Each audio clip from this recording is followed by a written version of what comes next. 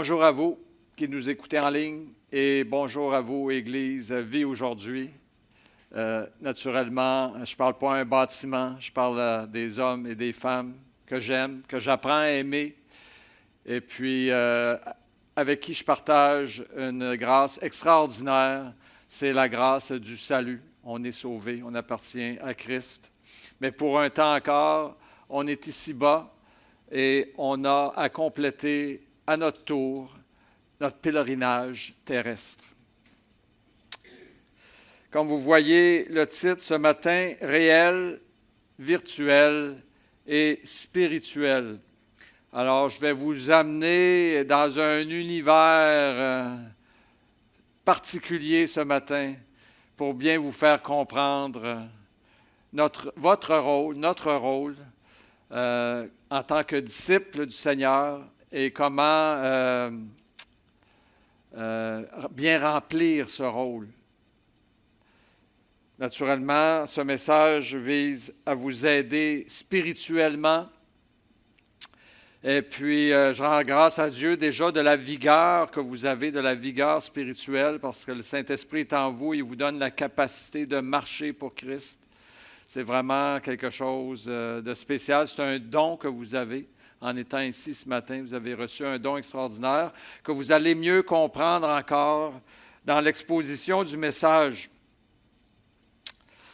Donc, vous vous souvenez que Jésus parlait à la foule ou aux foules en parabole, n'est-ce pas?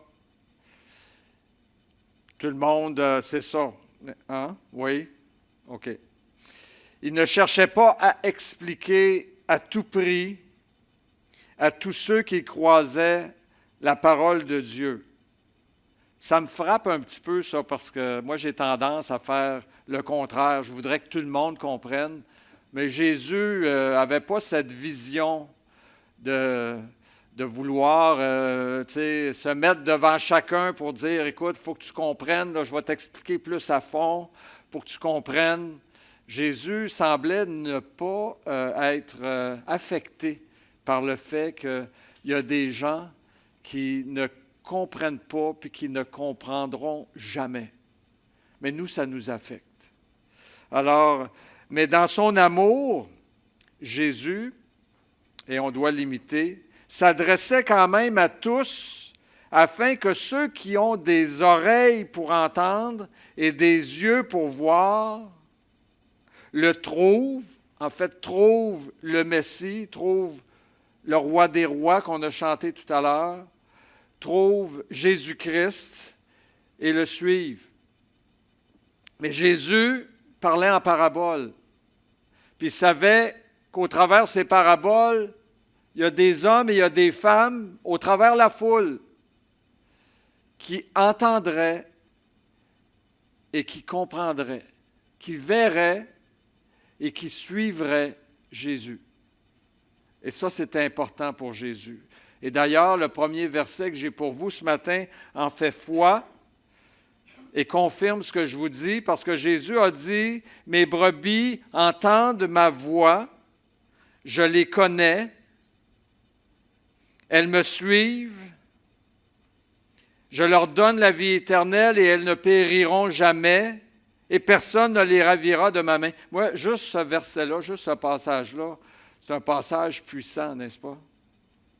Mais au départ, Jésus dit, « Mes brebis entendent ma voix. » Donc, instinctivement, ceux qui sont destinés à Christ vont entendre la voix du Seigneur et vont le suivre. Ils vont tout faire pour le suivre. Ils vont faire comme moi j'ai fait au départ dans ma vie terrestre, lorsque j'avais 19 ans, 20 ans, lorsque j'avais à peu près l'âge de Jonathan, je tâtonnais pour essayer de trouver la porte. Jésus est la porte, mais où est la porte? Alors, à un moment donné, Jésus est venu me chercher parce qu'il voyait bien que j'étais sa brebis.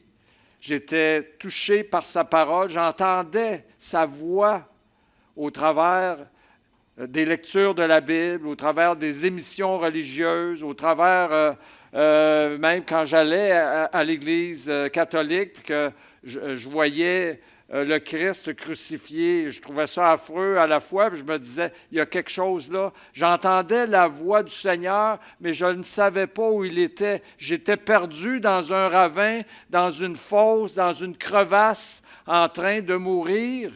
Et Jésus, me connaissant, est venu vers moi, il m'a mis sur ses épaules, puis il m'a amené dans sa bergerie. Il m'a amené dans une église, au milieu d'une communauté chrétienne, pour que je puisse recevoir des soins. Alors, je trouve ça particulier et ça m'encourage quand je dis ça parce que, tu sais, je veux que tous ceux qui sont destinés à la vie éternelle soient sauvés. Et ce que le texte me dit, et quand j'étudie les Écritures, mais c'est ce qui va arriver. Jésus, il ne perdra pas personne qui lui appartient. Il n'en perdra pas un. Et c'est ça que je trouve génial dans le texte ici. Il est dit, je les connais, mes brebis. Il sait où elles sont, ces brebis. Tu as beau mettre 10 milliards de personnes, ça n'affecte pas la capacité de Jésus de savoir au travers 10 milliards de personnes vivant sur Terre qui sont ces brebis. Puis c'est pour ça qu'il y a des gens qui sont sauvés en Chine, en Afghanistan, au Pakistan, nommer tous les pays qui finissent par an ou par peu importe. Tous les pays de la Terre actuellement, l'Évangile n'est pas captif. On ne peut pas attacher l'Évangile et l'empêcher de gagner,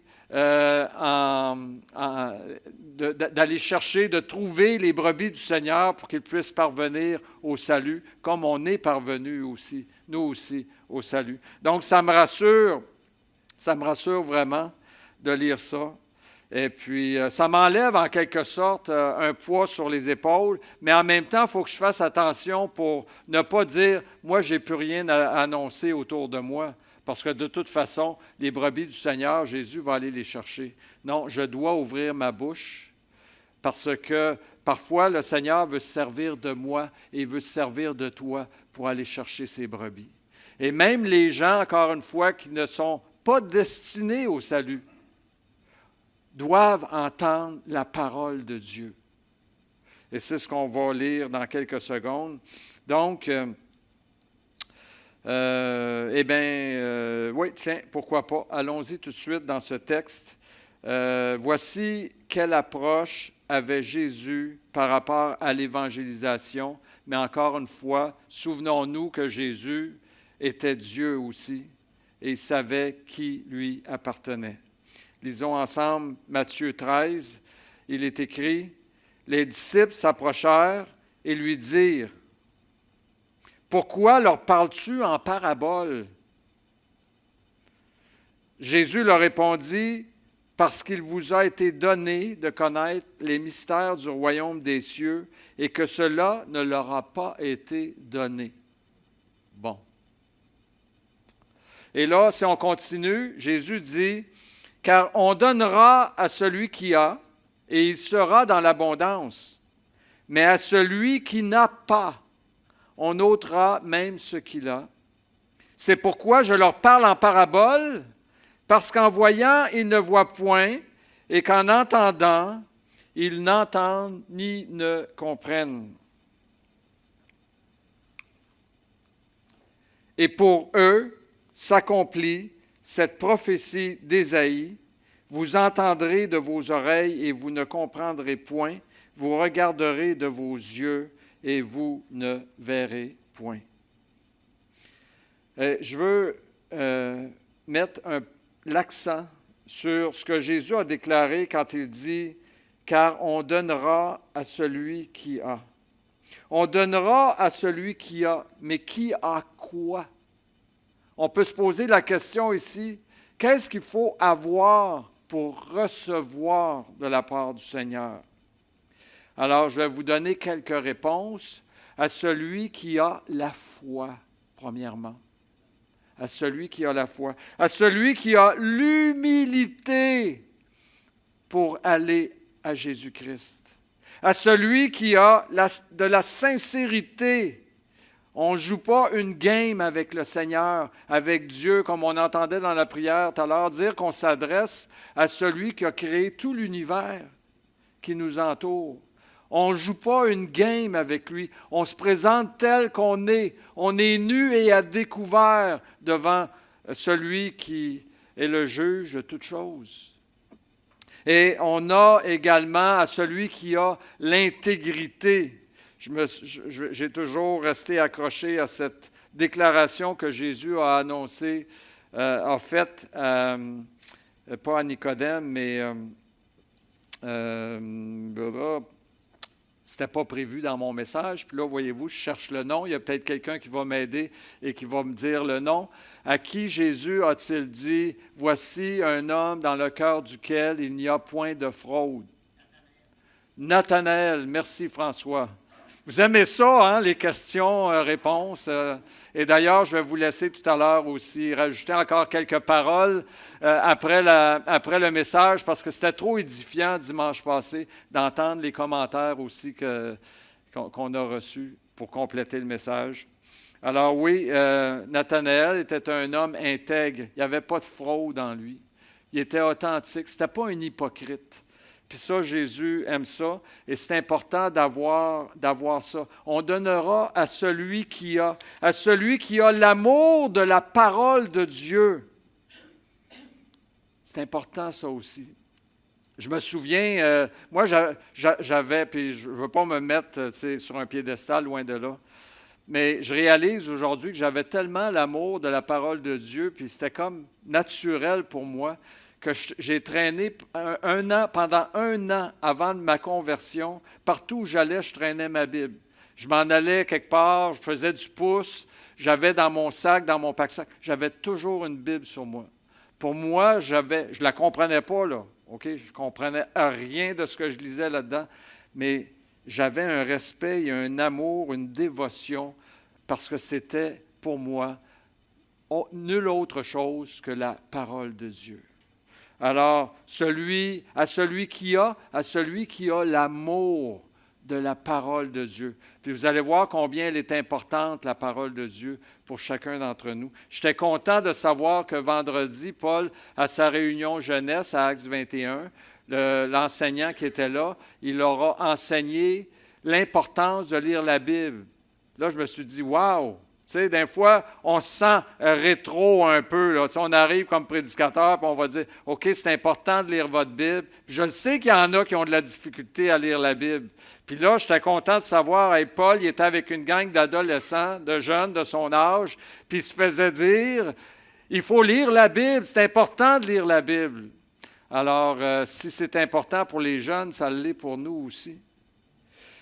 Et donc, qui a, et je vais donner cela comme dernier, qu'est-ce qu'il faut avoir, qu'est-ce qu'il a comme dernier argument, qui a le désir de suivre Christ et d'être son disciple, qui a la volonté, en fait, c'est plus qu'un désir, qui fait le pas vers le Seigneur, qui a le pas déjà vers le rôle de disciple. On veut être des disciples de Christ.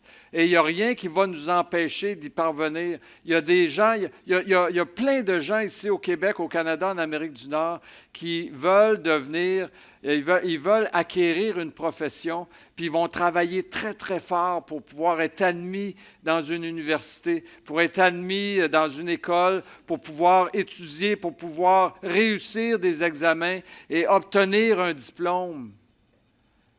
Et nous, combien également ne devons-nous pas faire tous ces efforts pour parvenir à être un disciple agréable à Christ?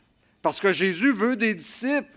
Et c'est pour ça, d'ailleurs, la Grande Commission fait de toutes les nations des disciples. Puis, croyez-moi, vous n'avez pas besoin de voir Jésus pour lui démontrer que vous avez cette intentionnalité, ce désir, cette volonté ferme, arrêtez d'être son disciple. Jésus expliquait tout à ses disciples. C'est ce qu'on a lu dans le texte. Mais à ses disciples, il expliquait tout.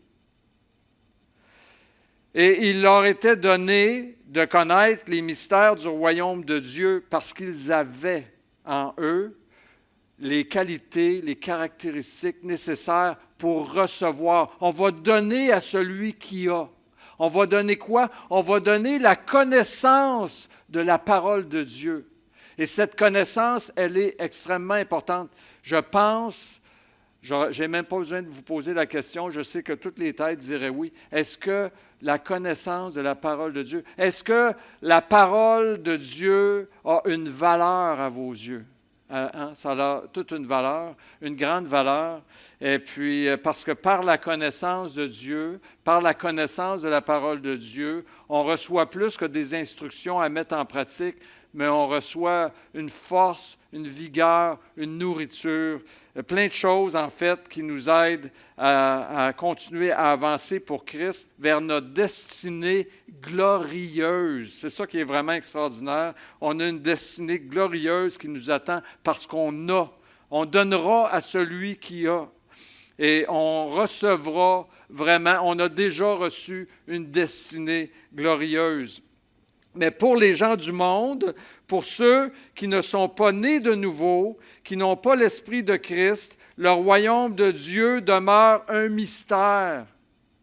Et la réalité, c'est que pour la majorité des gens qui entendent la parole de Dieu, on annonce la parole de Dieu autour de nous. Il y a des émissions de télévision qui parlent de Dieu. Les gens entendent la parole de Dieu sous plein de formes. Mais malheureusement, pour la majorité des gens qui entendent la parole de Dieu, ils ne s'y intéresseront pas, ils ne s'y intéressent pas vraiment. Et ils ne parviendront pas à la conversion ni au salut de leur âme, mais aussi pour la bonne et simple raison que ça ne les intéresse pas. Et ça aussi, c'est une réalité. Et on n'a pas lu jusqu'au bout le passage de Matthieu 13, mais la prophétie d'Ésaïe, c'est qu'en fait, ils ont le cœur endurci et ils ne veulent pas que Dieu vienne les sauver. Ils ne sont pas intéressés. Ça ne les intéresse pas. Mais pour nous qui sommes les disciples du Seigneur, nous sommes de la lignée de l'apôtre Pierre. Parce que comme lui, nous avons confessé que Jésus est le Christ, le Fils du Dieu vivant. Pierre a quand même reçu tout un bel éloge de la part de Jésus et tout un rôle, parce que quand Jésus a dit « Tu es Pierre » et sur cette pierre, on peut le voir de plusieurs façons. Mais il reste que Pierre demeure un modèle pour chacun d'entre nous. Et Pierre est selon toute évidence, dans les Écritures, est le premier professant. Parce que nous, on est tous des professants. Qu'est-ce qu'on doit être comme chrétien ou quand commence la vie chrétienne? Moi, je crois sincèrement que la vie chrétienne ne peut commencer autrement que par une profession de foi. Et c'est ce que Pierre nous a montré, et c'est ce que vous avez fait un jour. C'est ce que Jonathan est venu faire devant l'Église il y a quelques mois. Il est venu faire cette confession que Pierre avait faite. Et c'est pour ça qu'on est de la lignée de Pierre. Pierre avait confessé que Jésus, parce que Jésus disait « Qui dites-vous que je suis ?» Pierre s'est levé le premier et dit « Tu es le Christ, le Fils du Dieu vivant. » Et Pierre a frappé dans le mille en disant cela. Et nous sommes de la lignée de Pierre parce que comme lui, nous avons persévéré à suivre Christ jusqu'à maintenant, comme Pierre l'a fait également. Vous vous souvenez que lorsque les foules et bien des gens abandonnaient le Seigneur Jésus, Jésus a dit « Vous ne voulez-vous pas vous en aller, vous aussi, ne voulez-vous pas abandonner? » Et Pierre, c'est encore Pierre qui s'est levé et qui a dit quoi? Il a dit « Où veux-tu qu'on aille, Seigneur? Car c'est toi qui as les paroles de la vie éternelle. » Et encore une fois, ça démontre tellement intrinsèquement que Pierre était un disciple, une brebis du Seigneur. « Hey, j'ai faim et j'ai soif des paroles de la vie éternelle. » Et c'est la raison pour laquelle vous êtes ici ce matin, pour entendre les paroles de la vie éternelle. Et c'est la raison pour laquelle Eva, l'Église ici, l'Église Vie aujourd'hui existe, et pour laquelle je suis moi-même prédicateur et pasteur. C'est afin que les paroles de la vie éternelle puissent retentir dans cette région du globe. Et c'est la raison aussi pour laquelle vous êtes appelés à aller annoncer également, vous aussi, les paroles de la vie éternelle pour que ceux qui ont faim et soif de la vérité puissent être sauvés. Je sais que vous désirez ce matin entendre la parole de Dieu aussi, les paroles de la vie éternelle, parce que c'est une nourriture spirituelle. Vous désirez comprendre la parole de Dieu également, et c'est la raison d'être de ceux qui sont appelés à la prédication, c'est d'expliquer les Écritures afin que vous en soyez édifiés et fortifiés dans votre foi. Et j'espère que la suite du message va accomplir cette mission. Moi et mon garçon Paul avons pris 2 jours de répit cette semaine ça a fait du bien. Physiquement, je ne me suis pas reposé, mais on a vécu vraiment de belles choses qui nous ont permis de penser à autre chose aussi dans la période difficile que nous vivons avec Nathalie qui est malade. Et nous sommes donc partis 2 jours à Montréal. Et nous sommes allés voir une exposition que peut-être quelques-uns avaient vu, peut-être pas. Ça s'appelle Titanic, un voyage immersif. Est-ce qu'il y en a qui ont vu cette exposition-là? Non?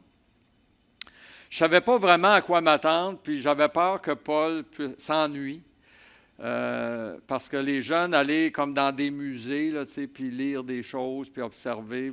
C'est pas toujours winner, hein? Mais vraiment, Paul, il a vraiment aimé ça, et moi-même aussi. Et comme ça le dit, c'est écrit « un voyage immersif », vous voyez ici. Et on voit le Titanic avec 2 personnes qui ont des masques de réalité virtuelle. Je vais vous en parler, c'est de cela que je veux vous parler. À la fin de l'exposition, en fait, on se promène au travers des reconstitutions fidèles du Titanic. C'est vraiment intéressant. Puis c'est plein d'anecdotes sur la construction, puis en fait le sinistre du paquebot. Très, très intéressant à lire. Puis à la fin, on a la possibilité de faire une plongée dans les profondeurs de l'océan à bord d'un submersif, un submersible virtuel. Et donc, ça consiste à quoi? Bien, ça consiste tout simplement à porter des lunettes de réalité virtuelle. Et puis, en fait, si vous nous voyez de l'extérieur, vous allez dire, voyons, qu'est-ce qu'ils font là? Parce qu'on est dans une grande salle, tout éclairé comme ça. Il n'y a absolument rien.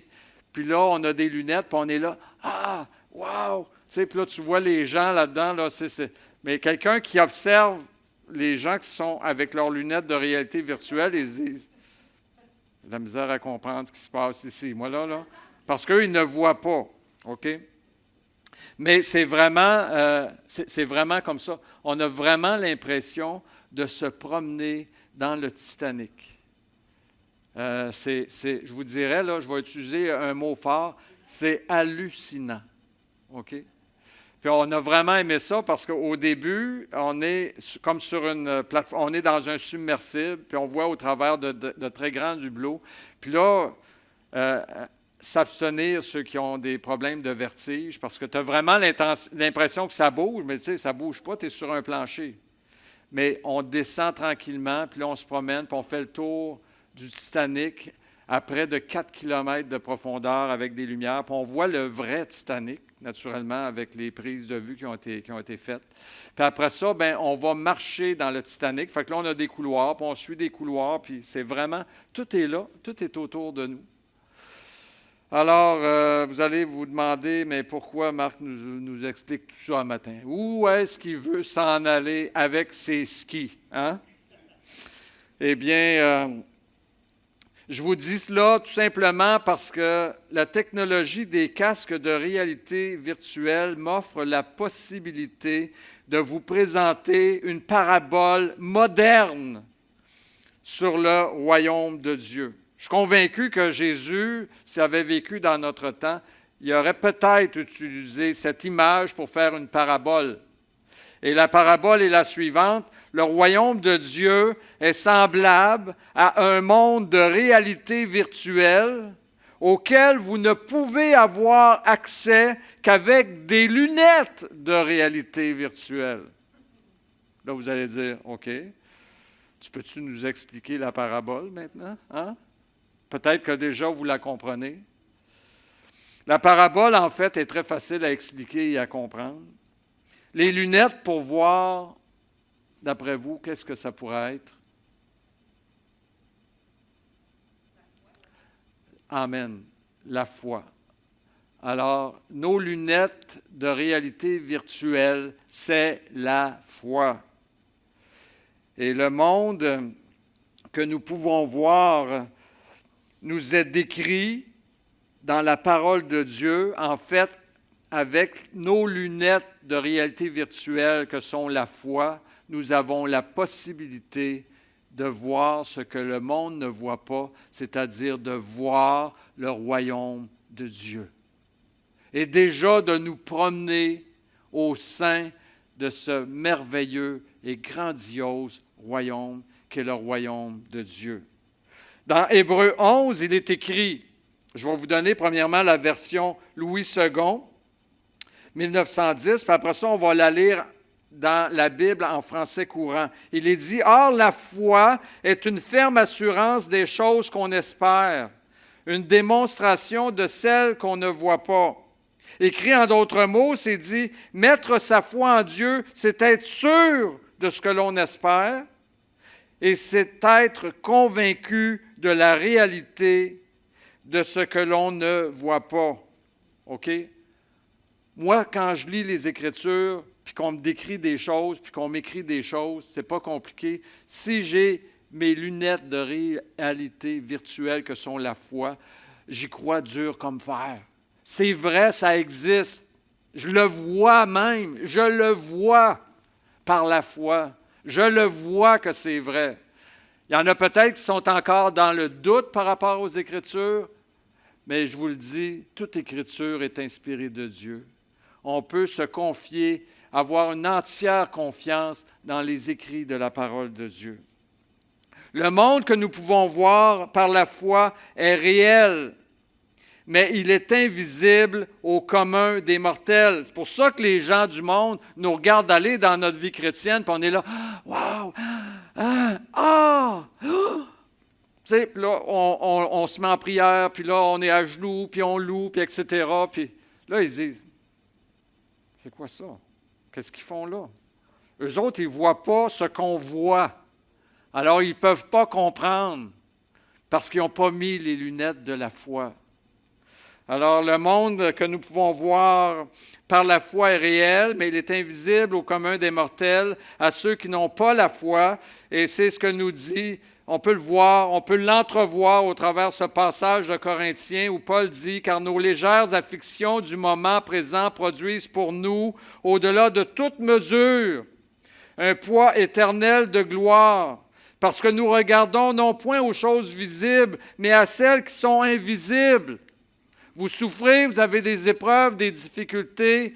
Si vous mettez vos lunettes de réalité virtuelle, spirituelle, vous allez voir quoi? Vous allez voir déjà, vous allez entrevoir un poids éternel de gloire qui vous est réservé. Vous allez l'entrevoir, ce poids éternel de gloire. Ça change tout, ça, là. Et parce qu'il est dit, donc Paul le dit bien, on regarde aux choses invisibles, parce qu'on vit dans un monde et puis on est porté à ne regarder que les choses visibles, mais on est appelé dans les Écritures à regarder aux choses invisibles. En fait, il y a deux mondes qui se juxtaposent. Il y a le monde visible et il y a le monde invisible. Et on peut choisir de vivre dans un ou dans l'autre. Mais il faut comprendre ceci.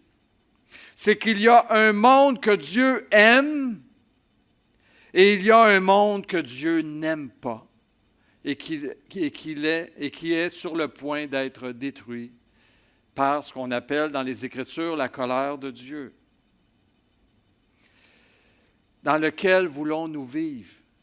Dans lequel devons-nous vivre, nous, ses disciples? Dans le monde que Dieu aime ou dans le monde que Dieu n'aime pas? Et c'est pour ça que ce message est important pour vous ce matin, pour moi également. Parce que c'est à nous à faire ce choix. Et là, je ne parle pas de la création quand je parle du monde que Dieu n'aime pas. Je ne parle pas de la création de Dieu, là. Si on lit dans Genèse, quand Dieu a créé le monde visible qu'on voit autour de nous et toute sa création, il est dit toujours, et Dieu vit que cela était bon. OK? Mais je parle plutôt du monde artificiel et superficiel que les hommes ont construit et où Dieu n'a pas sa place. Un monde sans Dieu. Un monde exempt de la présence de Dieu. C'est pour ça qu'on appelle ce monde un monde de ténèbres, parce que Dieu est la lumière du monde. Et si Dieu n'est pas là, c'est les ténèbres. Et Jean dit ceci d'ailleurs par rapport à ces deux mondes. Il dit, « N'aimez point le monde, ni les choses qui sont dans le monde. Si quelqu'un aime le monde, l'amour du Père n'est pas en lui. Car tout ce qui est dans le monde, la convoitise de la chair, la convoitise des yeux et l'orgueil de la vie ne vient pas du Père, mais vient du monde. Et le monde passe et sa convoitise aussi, mais celui qui fait la volonté de Dieu demeure éternellement. »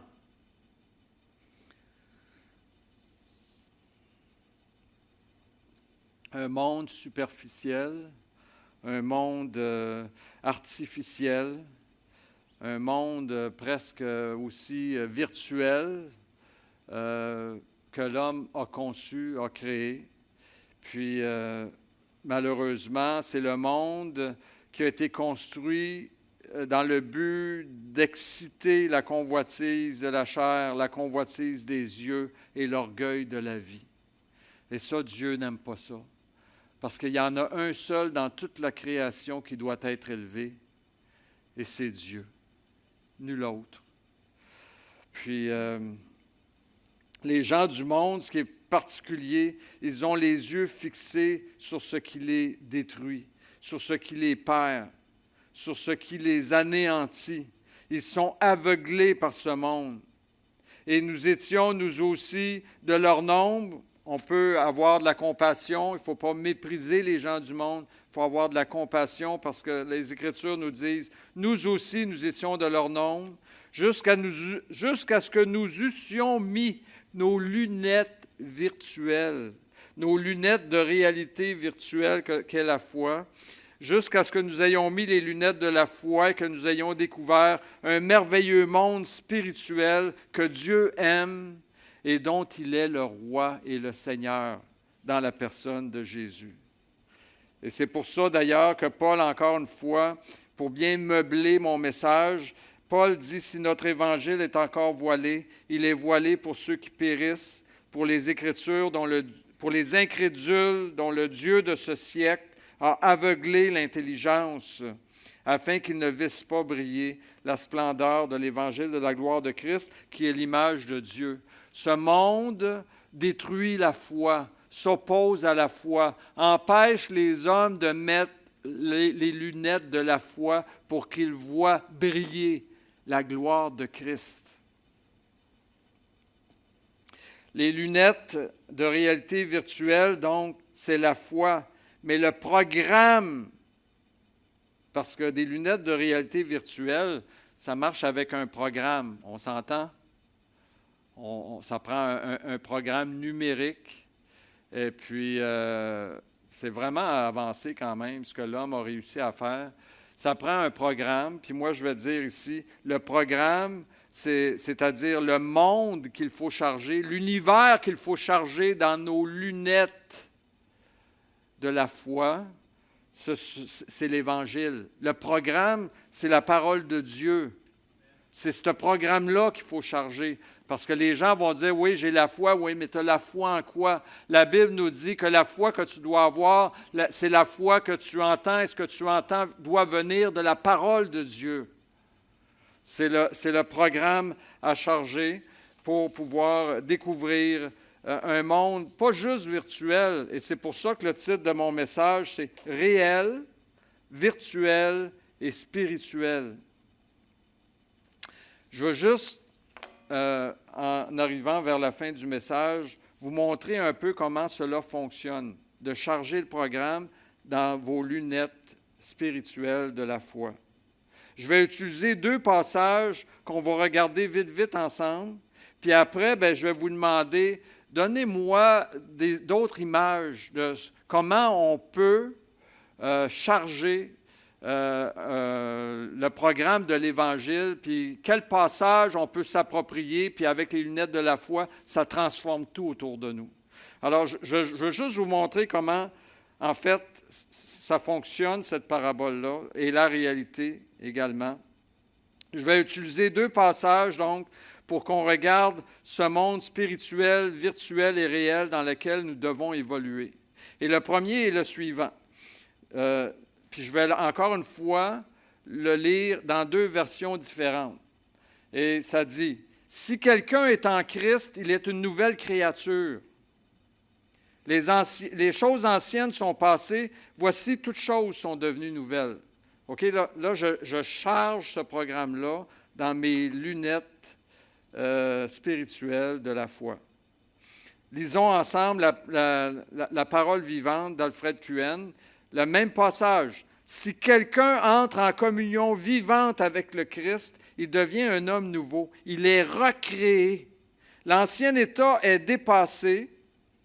Ce qu'il était autrefois a disparu et la nouvelle création a déjà commencé. Voici, tout est devenu nouveau.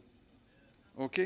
Et là, je vais vous dire ce que ça représente au final, maintenant que je fonctionne avec les lunettes de la foi.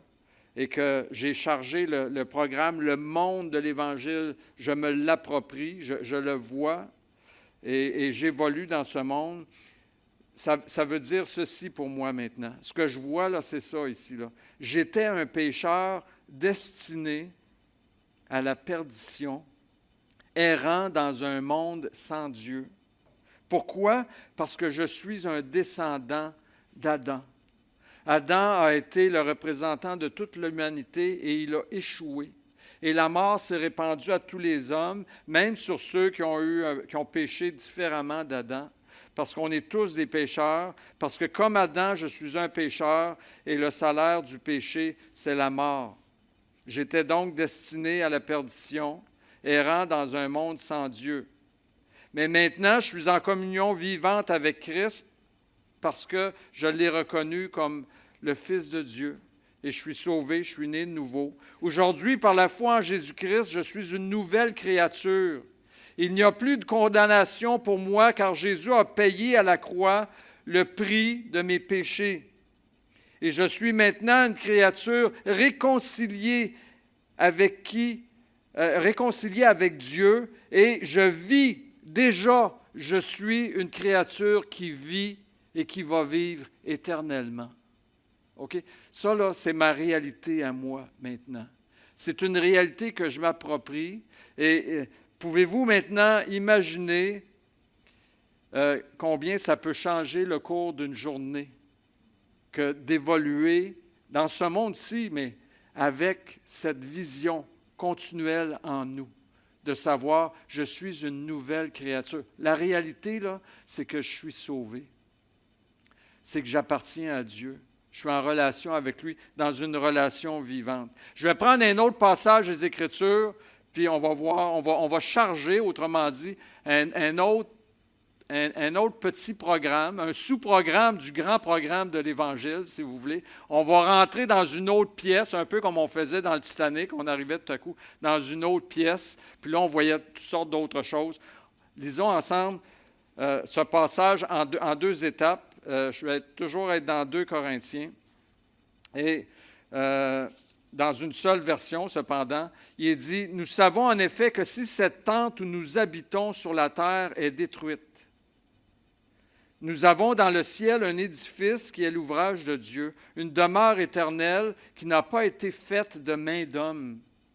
Aussi, nous gémissons dans cette tente, désirant revêtir notre domicile céleste, si du moins nous sommes trouvés vêtus et non pas nus. » Et je vais continuer un petit peu plus loin, c'est le même passage, mais un petit peu plus loin. « Nous sommes donc toujours pleins de confiance. Et nous savons qu'en demeurant dans ce corps, nous demeurons loin du Seigneur, car nous marchons par la foi et non par la vue. Nous sommes pleins de confiance et nous aimons mieux quitter ce corps et demeurer auprès du Seigneur. C'est pour cela aussi que nous nous efforçons de lui être agréables, soit que nous demeurions dans ce corps, soit que nous le quittions. » Alors, qu'est-ce que ça veut dire pour moi? Qu'est-ce que ça représente? Qu'est-ce que je vois dans cet univers-là avec mes lunettes de la foi? Moi,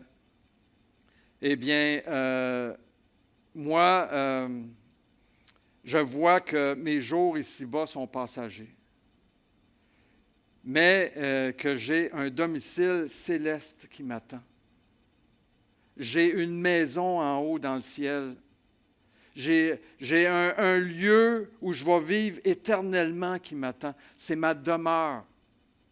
Et puis, ça veut aussi dire, et c'est ce que je vois, qu'il est normal que je gémisse, parce que je vais vous avouer que par moments, je gémis pas mal. Surtout ces temps-ci, depuis les derniers mois, j'ai pas mal de gémissements dans ma vie. Parce que la raison première pour laquelle je gémis, et la grande raison, c'est parce que je suis loin du Seigneur. Parce qu'on va dire, oui, le Seigneur est près de nous, mais je veux dire, je veux plus qu'une présence invisible du Seigneur. Je veux être là avec lui, le voir de mes yeux, puis être devenu semblable à lui aussi. Et je vais y parvenir. Mais gémir dans cette tente, c'est normal. C'est ce que je vois. Je vois la vie d'un chrétien normal quand je regarde ma vie avec mes lunettes spirituelles. Et c'est normal également, c'est ce que je vois, c'est normal d'avoir hâte de quitter ce corps pour pouvoir demeurer auprès du Seigneur. Parce que le royaume de Dieu, ce que Paul me dit, ce que Paul me démontre, ce qu'un homme vraiment érudit, un homme que Dieu a envoyé, c'est que le monde dans lequel je crois est un monde réel. Le royaume de Dieu est un monde réel. Mais pour l'instant, parce que nous sommes ici-bas, encore dans ce monde, eh bien, nous sommes appelés à marcher par la foi, à marcher dans la foi. Frères et sœurs, c'est vraiment ce que je désire pour vous, ce que je souhaite pour vous, et c'est ma prière pour vous, pour moi, c'est qu'on puisse vraiment, dans tout ce qu'on vit, dans tout ce qu'on traverse, qu'on soit au travail, à la maison, qu'on soit malade, qu'on soit en santé, qu'on soit dans des loisirs, qu'on ait de la joie, qu'on fête, qu'on pleure, qu'on rit, qu'on dorme, peu importe, qu'on soit vraiment dans un monde spirituel, qu'on ait une vision spirituelle, qu'on puisse voir les choses de Dieu dans notre vie à tous les jours et à tout moment. Alors, je vous encourage à porter vos lunettes de réalité virtuelle, spirituelle, pour pouvoir être heureux dans le Seigneur et être capable d'avancer. Parce que ceux qui mettent les lunettes de côté, les lunettes de la foi, ils ne passeront pas au travers les choses qui s'en viennent. Déjà, c'est difficile et l'ennemi va continuer encore plus à gagner du terrain, malheureusement, dans ce monde pour justement faire mieux la guerre au peuple de Dieu. Alors, gardez vos lunettes spirituelles. Je vous salue, vous qui écoutez en ligne, puis on va écouter quelques commentaires maintenant de personnes ici à Eva en présentiel qui auraient quelque chose à rajouter. Dieu trace un chemin là où il n'y a plus d'espoir. Il agit dans le silence, trace un chemin pour moi. Il sera mon guide en marchant tout près de moi. Amen. Avec amour, force et sagesse, il trace un chemin. Il trace un chemin. Tu traces un chemin, Satan. Dieu trace un chemin là où il n'y a plus d'espoir. Il agit dans le silence, trace un chemin pour moi. Il sera mon guide en marchant tout près de moi. Avec amour, force et sagesse, il trace un chemin. Il trace un chemin. Tu m'accompagnes dans le désert, conduis-moi. Amen. Tu es la source d'eau vive qui coule en moi. Ta parole restera toujours une source pour moi. Aujourd'hui est un jour nouveau. Dieu trace un chemin là où il n'y a plus d'espoir. Vous êtes d'accord? Il agit dans le silence, trace un chemin pour moi. Il sera mon guide en marchant tout près de moi. Avec amour, force et sagesse, il trace un chemin. Il trace un chemin. Tu m'accompagnes dans le désert, conduis-moi. Tu es la source d'eau vive qui coule en moi. Amen. Ta parole restera toujours une source pour moi. Aujourd'hui est un jour nouveau. Dieu trace un chemin là où il n'y a plus d'espoir. Il agit dans le silence, trace un chemin pour moi. Il sera mon guide en marchant tout près de moi. Avec amour, force et sagesse, il trace un chemin. Il trace un chemin.